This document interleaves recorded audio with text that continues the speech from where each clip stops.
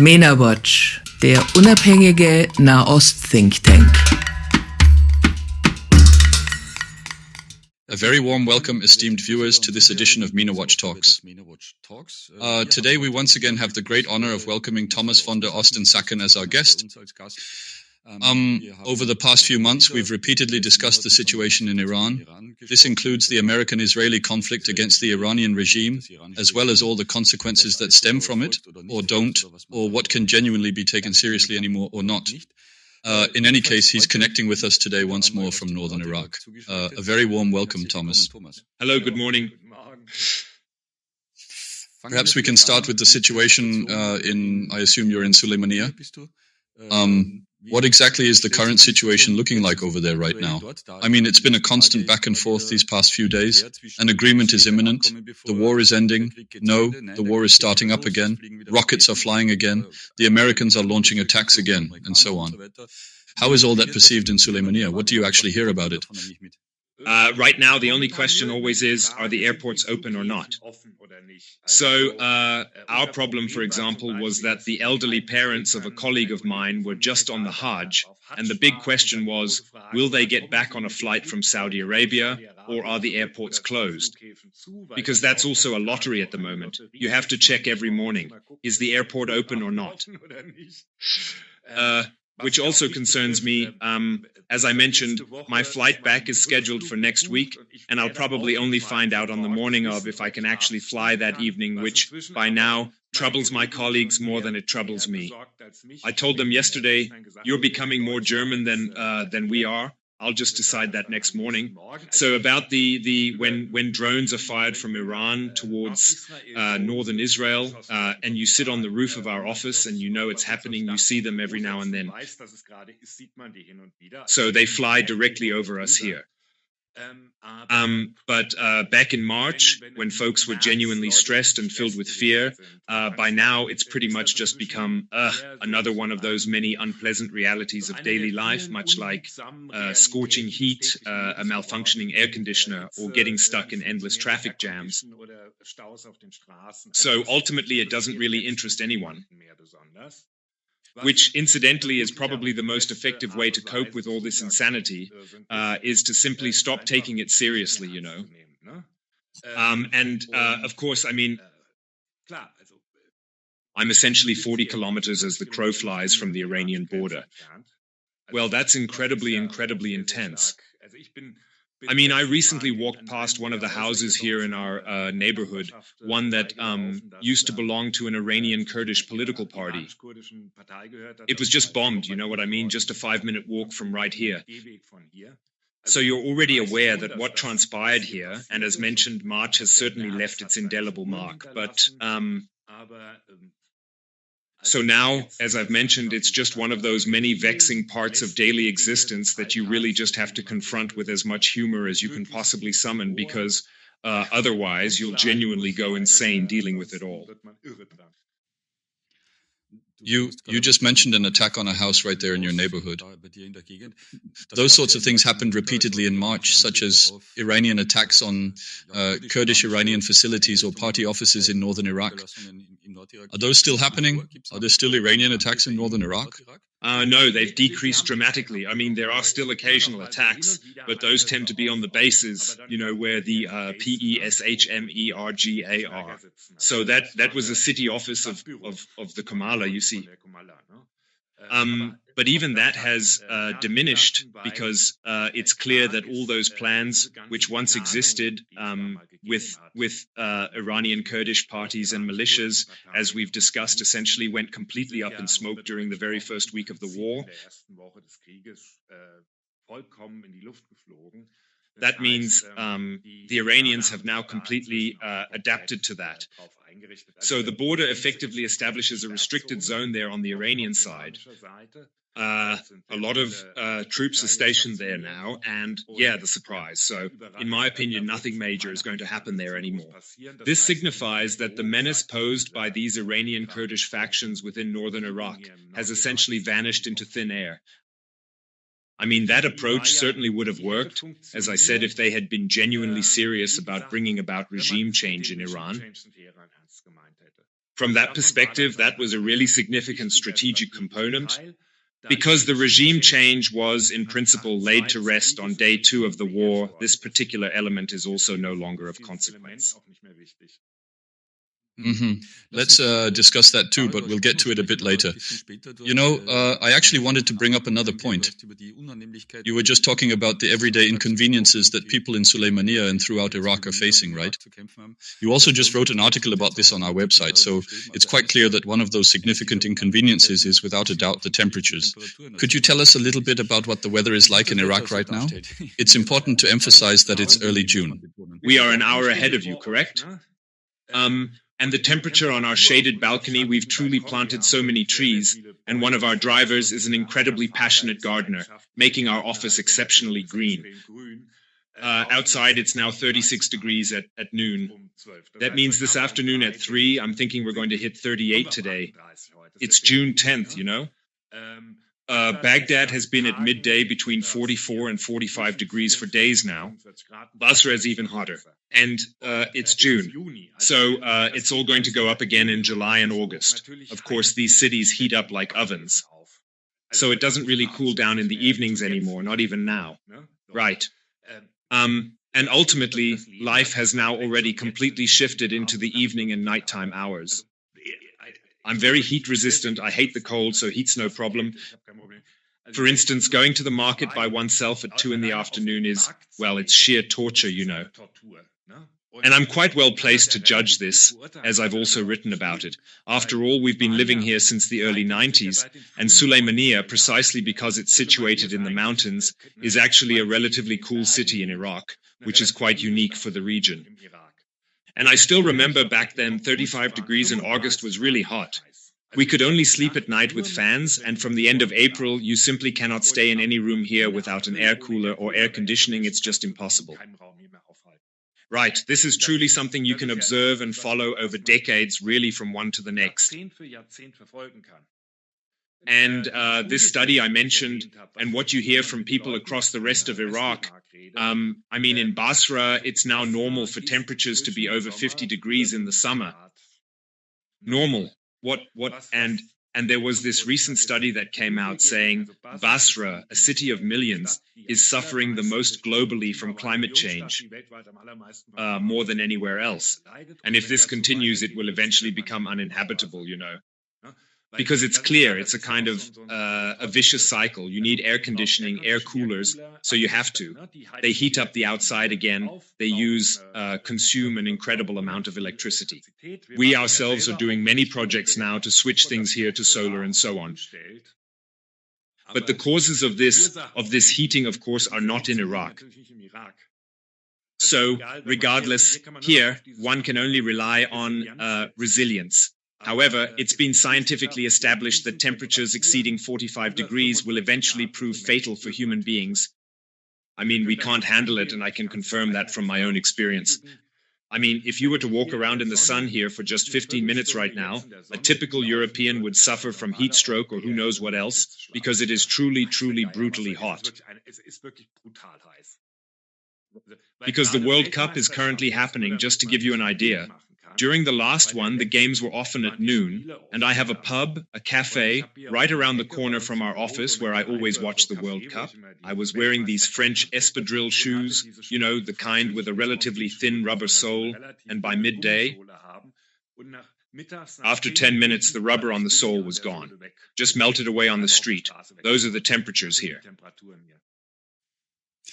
I mean, high temperatures are certainly known in cities like Dubai or Abu Dhabi, but these are just wealthy cities capable of bearing the usual expenses to provide for cooling and all sorts of other necessities. However, that's definitely not the situation in Basra. This region is anything but a rich, prospering area, thanks in no small part to Saddam Hussein's influence there. Yeah, no, Baghdad too. I mean, and of course, heat affects poor people. We have to imagine, I just received the new numbers from the UN.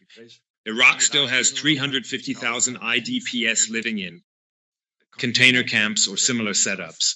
For the Yazidis, this is the 12th year they've had to survive the summer in these particular insulated container units, which, as you know, heat up to an unbearable degree.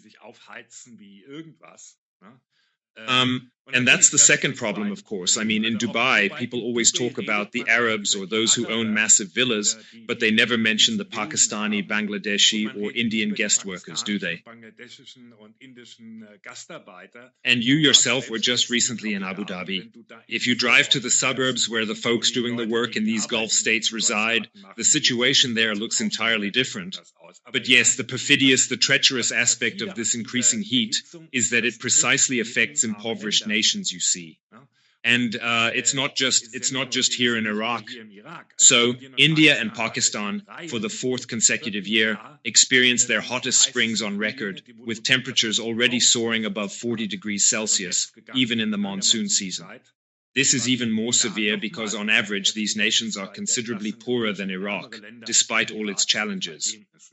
And on top of that, of course, this year is a good one. It actually rained this past winter. The dams are full for the first time, ensuring at least a somewhat reliable power supply, since Iraq's primary electricity comes from these large dams up north. But this is the first such year in a decade. And that's also an integral part of this drama here, because Syria is currently suffering terribly from widespread flooding. The soil there is completely parched and dried out, and last winter it actually rained an extreme amount, right? In Syria, the enormous Euphrates Dam, it completely overflowed because Turkey opened their floodgates, to get rid of all that water.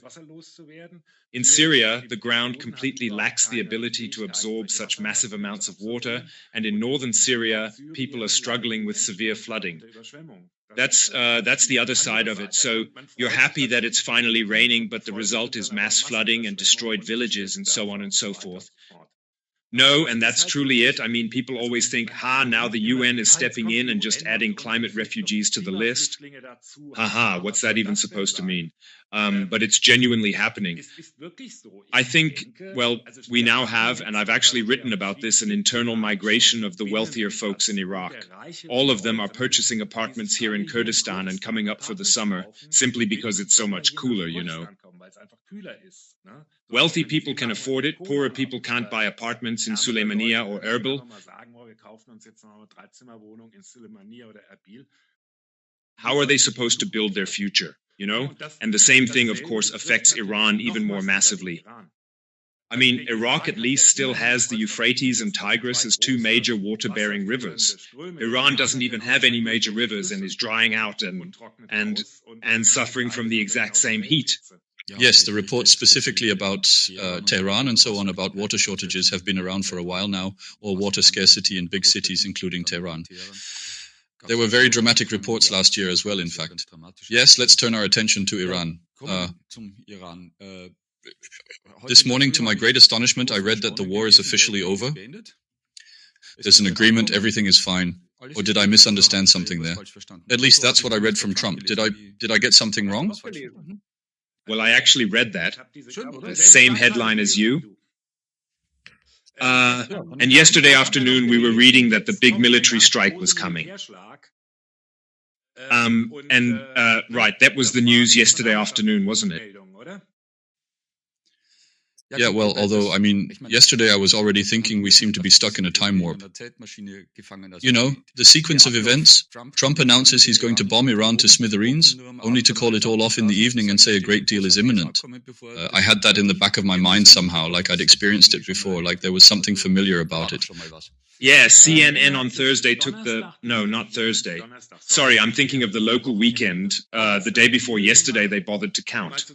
So just the day before yesterday, there were 37 announcements of this upcoming agreement, expected to materialize between 2 days and a week. Yeah, and in just the last few days, surely many more have been added, so we've definitely surpassed the 40 mark by now, easily.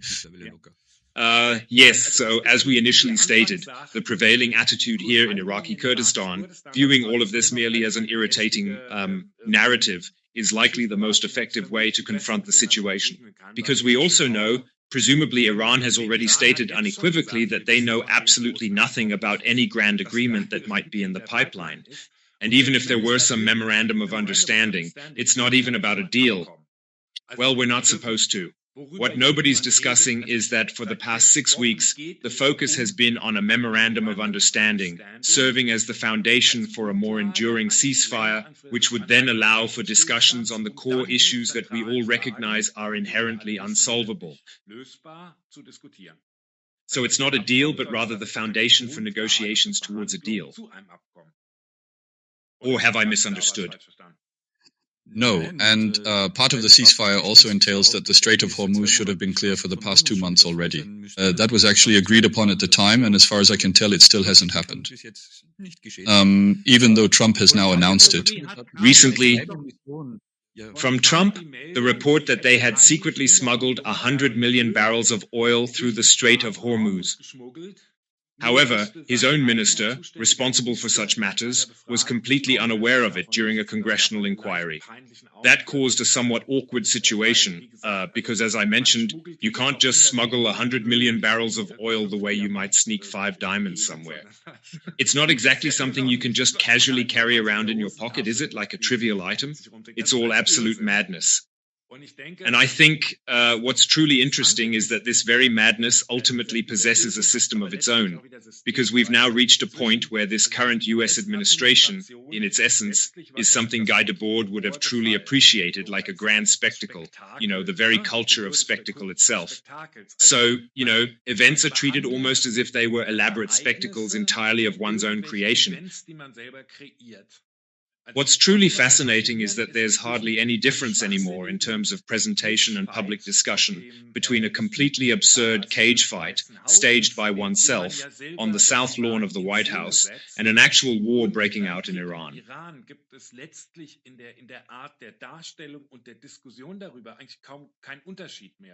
What really caught my attention yesterday was when the White House yet again put up one of those totally ridiculous AI-generated images on its website showing Uncle Sam as a cage fighter with the caption beneath it, "History is made." And history isn't just Hamedo like that, especially not by staging events, So, and Trump somehow treats this Iran war as if it were simply an event and not anything more meaningful. And yet, reality somehow doesn't quite operate that way, where White House staff wake up in the morning and read what Trump posted on his social media account at 4 a.m. And this leads to a situation where you just keep revving the engine higher and higher, linguistically too, but you don't move forward a single millimeter. And I think there was a really good analysis recently from someone who said, Trump has walked into his own trap because he used to use this incredibly well strategically in domestic politics.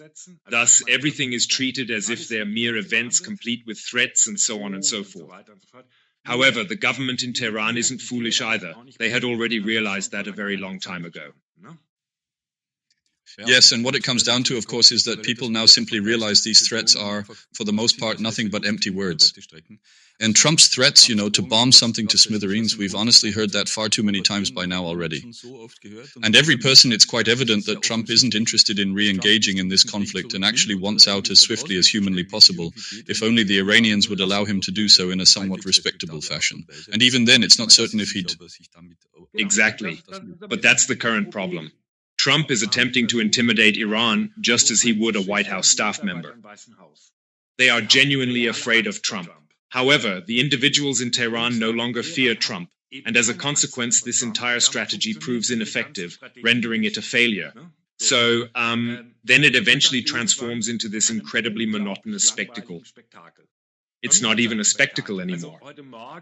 So this morning, once again, someone noticed that Trump's announcement, "The war is over," which in the scope of human history would undoubtedly be one of the most monumentally significant messages, perhaps even dating back to Mesopotamian eras, 3,000 years ago, "The war is over," did not even make it to the front page of the New York Times.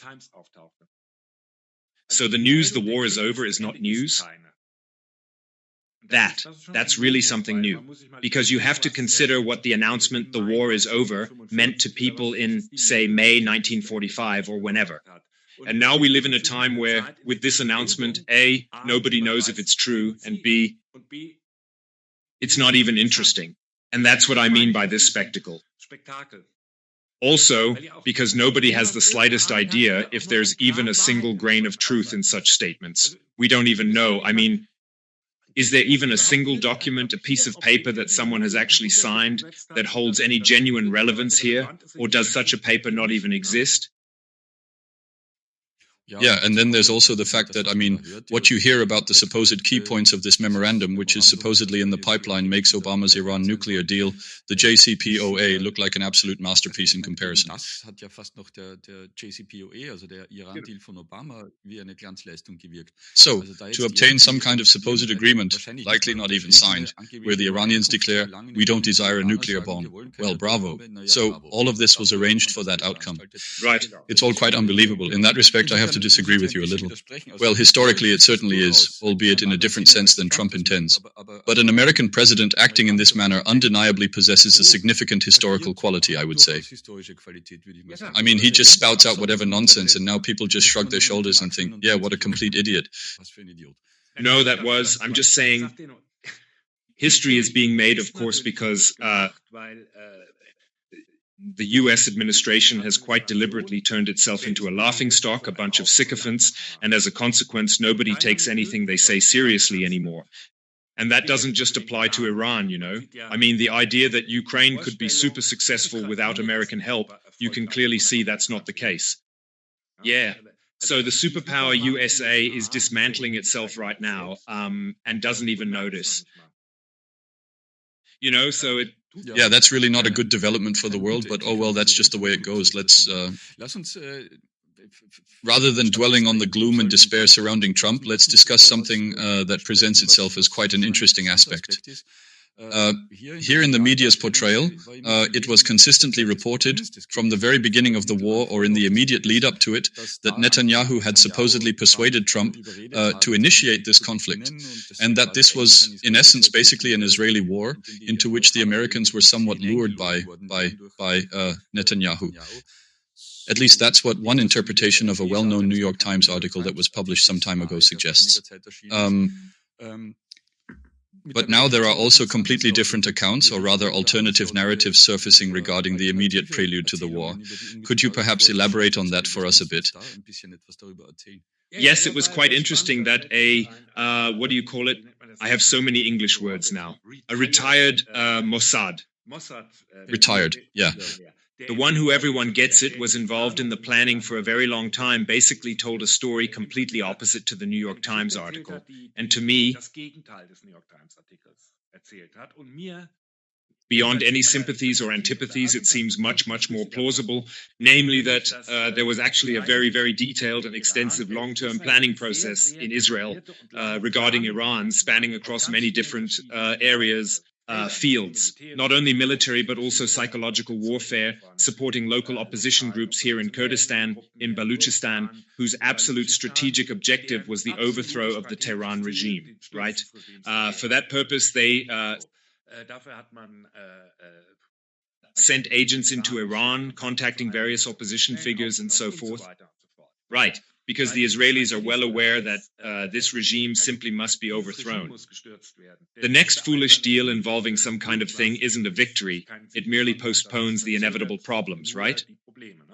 So, and according to this esteemed gentleman, the plan actually was for this summer to be the designated target for this joint second war against Iran. They had essentially set their sights on a combined second war against Iran this summer. And then came these massive protests in January and Trump's promise that assistance was on its way. And then suddenly the US started pushing to initiate this conflict as quickly as possible, which genuinely wasn't in the strategic interests of the Israelis. They, of course, responded with, all right, if the Americans are truly going through with this now, we're not going to say no. And because of this very, very hasty decision, a significant portion of Israel's strategic planning failed. All those extensive plans which were aimed at regime change. And this narrative, this account, it certainly renders many events during the initial weeks of March considerably more plausible, you know, when we were constantly asking ourselves, what exactly is happening here right now? So within 48 hours of that failed decapitation strike, in Tehran, with that very attack where Khamenei was tragically killed, and then the subsequent installation of Ahmadinejad, which I still strategically consider to be the most absolute nonsense. He was also... And part of this plan also involved, for example, actions by Iranian Kurdish parties, which suggested that all of this was ultimately heading towards, at the very least, a significant system change. Whether that was intelligent is a different matter. Yeah. So, and Monday, the war began on Saturday, and on Monday, the US essentially declared that is no longer our objective. And with that, they counteracted an incredibly long-term Israeli plan, which we saw in many small details. Yes. So it was essentially Trump, driven by his uncontrolled and impulsive nature, always seeking quick outcomes, who became convinced that Iran could be handled just like Venezuela. He was the one who forcefully pushed for this war, despite the fact that the Israeli side, at that particular moment, had a greater interest in holding back and delaying things a little longer. At the very least, it's a reasonably credible story that makes perfect sense, and contrary to what's almost universally accepted now, it paints a completely different picture. So the Israelis, being themselves, with their nasty tricks, they convinced the poor Americans to wage this war and essentially drag them right into it. So if everything ultimately goes awry, who is then to blame for it? Israel. That's a nice narrative, and we understand it. It makes complete sense, garners a lot of applause from both sides, and this entire blame game is already somewhat heading in that precise direction. So we're noticing, the coalition between the US and Israel is extremely fragile. Israel, it seems, is not involved in these alleged plans. One of the major points of contention remains Lebanon. So is Hezbollah now part of an agreement, or is it not? The pressure from the Americans is immense for the Israelis to do nothing. We saw that with this brief exchange between Israel and Iran here, where they traded a few rockets, and the Americans immediately said, that's enough now. Right, so that's the end of the whole matter.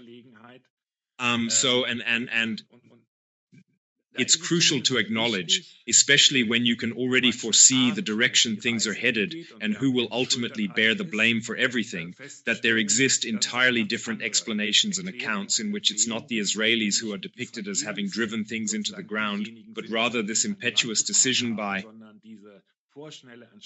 Trump to disregard all the plans that had been made by the Israelis and to apply his remarkable Venezuela playbook, so to speak, even though anyone could have informed him, listen, Iran is completely different from Venezuela. Well, that realization apparently still hasn't spread, at least not to Trump. I believe it was just yesterday when he abruptly declared that we are going to seize Card Island and we will exert control over all of Iran's oil. He genuinely believes this will work just as spectacularly as it did in Venezuela, so he still seems to genuinely believe it is essentially the same situation, just in a different place. Yeah, right. That was a statement only to declare 3 hours later that the war is over. So, as I said, these are just spectacular statements. Because, we really mustn't forget that the year 2026 is frighteningly almost halfway over already.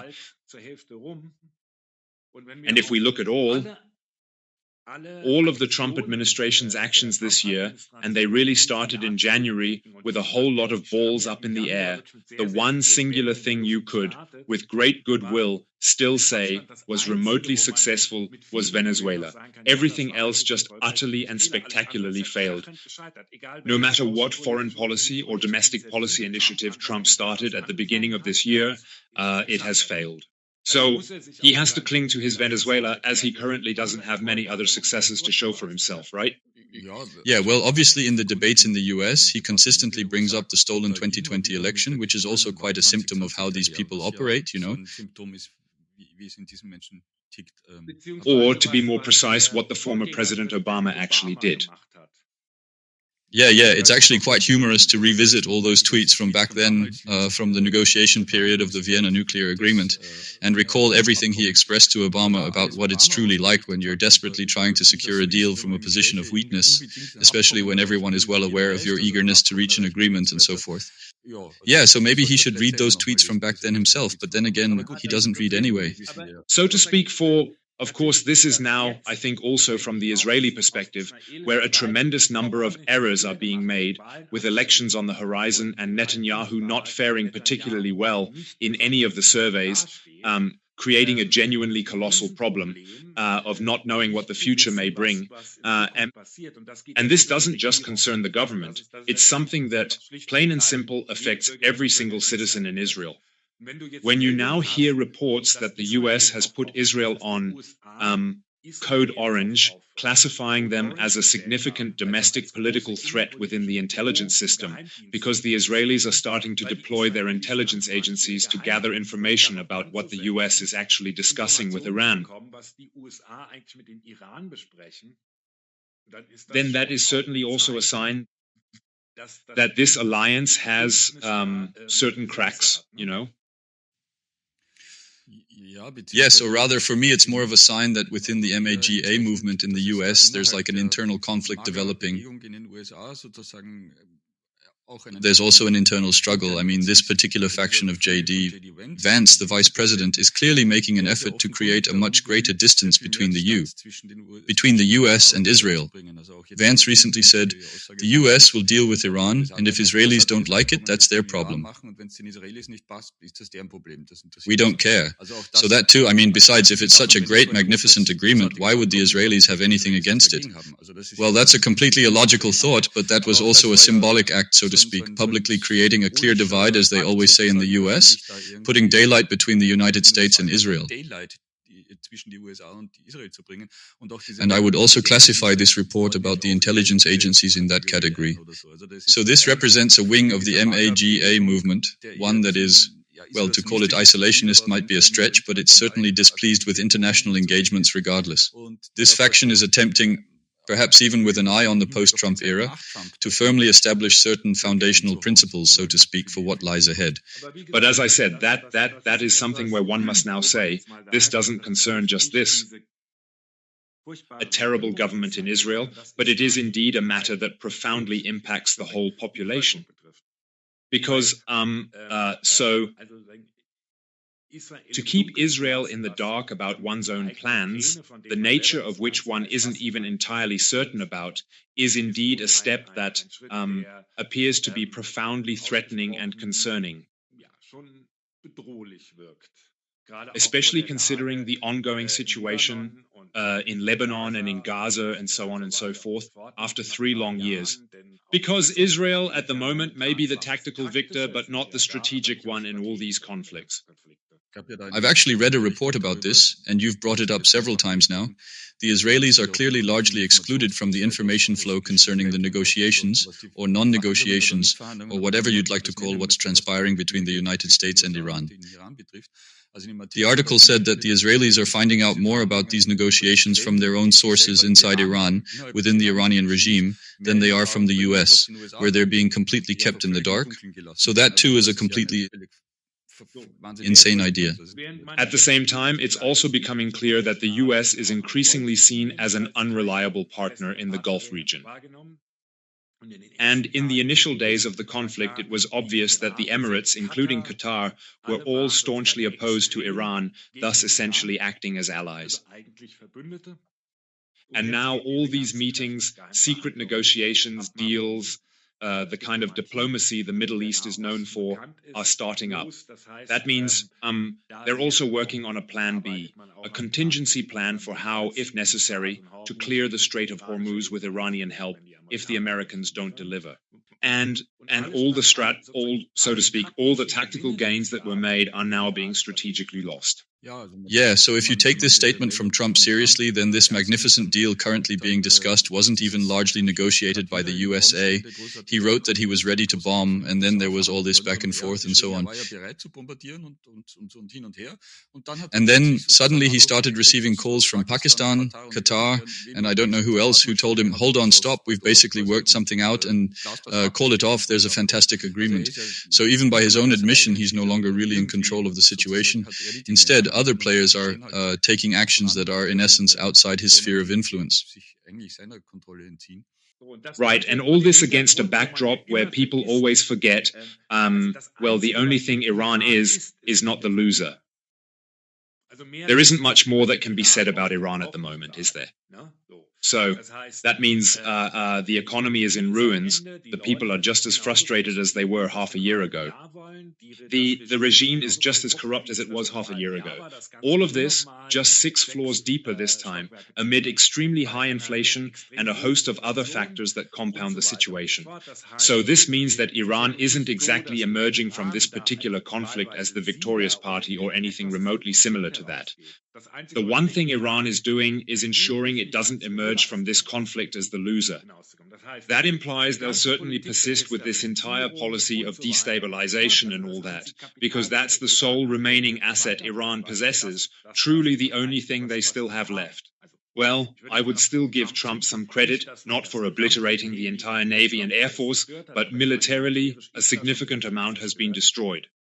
Thus, the outlook is not at all what the media so often enjoys depicting it to be. So an agreement just comes and then all is good. No, that's when things truly get bad. The perspective, it's frankly terrifying that things are currently catastrophic. And of course, we must not forget the Strait of Hormuz, which now impacts millions of people in Africa, Latin America, and Asia with fertilizers, price increases, and so forth and so on. The World Trade Organization and the Food Programme, they're both issuing severe warnings regarding the far-reaching consequences this is having, especially for the struggling, poorer nations around the world. Not even for us, right? So then the point is, okay, eventually something will happen, and then the situation will likely be significantly worse than it had been prior to February 28th. Yeah, and then, of course, there's always the question lingering about what will happen within Iran itself. Well, we have... The regime is still not secure in the saddle, as is sometimes suggested. Once more, to bring things full circle at the end, and to avoid dwelling solely on pessimism, we recently had the opportunity to visit our project colleagues and our partner organization in Halabja. Halabja is very, very close to the Iranian border and has a close relationship with Iran, simply because after the poison gas bombing in 1988, many people from Halabja fled to Iran, and the border is partly just half of the mountains, you know. So there are also an enormous number of family connections. And Halabja, in the late 90s and early 2000s, was an area that was controlled by radical Islamists.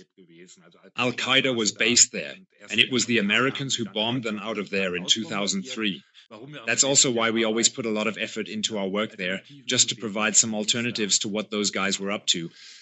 After 2003, it was a truly extreme situation where women were essentially not even allowed to go out on the streets. We then set up women's centers and so on. You never saw a woman without a headscarf and so on. And when we were there, they said, we've opened a new restaurant. Let's have lunch there. And it was a restaurant where almost only women were sitting. The manager was an Iranian Kurd, you see.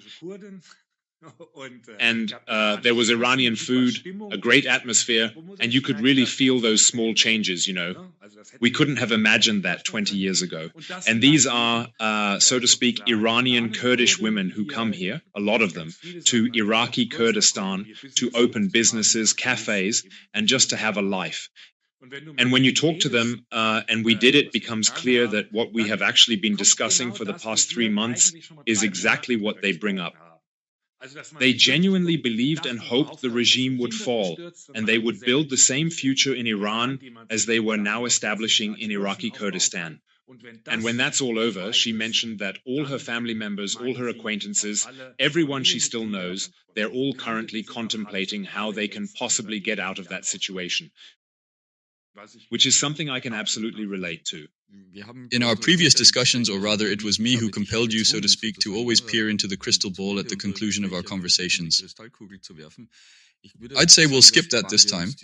Maybe we should leave the predictions to the astrology pages in the newspapers rather than indulging in them ourselves.